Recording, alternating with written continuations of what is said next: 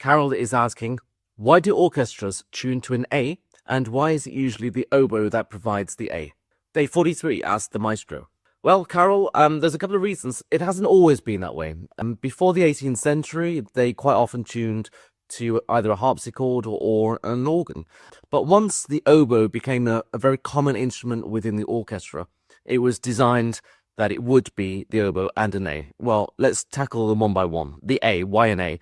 Well, there's a few reasons. One is the string players, all the string players have an open A. So they can, what that means is just an open string. They can bow a string without pressing a finger down, and the A is the note of that string. That means they can get that string in tune, and from there onwards, they can get the other strings in tune as well.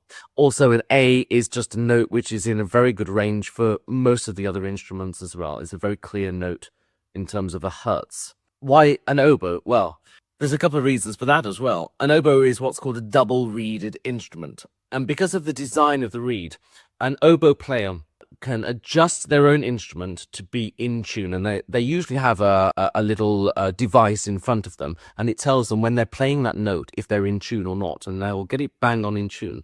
And due to the makeup of the reed and the instrument, it's then very difficult for that oboe player to get out of tune, particularly when they play a note. So when they're playing a note, it's pretty much dead on, and it's very difficult to adjust that note, whereas all the other instruments, it's very easy to adjust the note up or down with your lip or with your fingers on a string, which means that when an oboe plays an A, and as long as they have already tuned it to the correct hertz, then it's pretty much guaranteed to be an in-tune A, and constant, and also the type of noise that the oboe creates, it really pierces through the rest of the orchestra and everybody can hear it. You might have an orchestra of 100 people on stage, and they need to be able to hear that one instrument to be able to tune to it.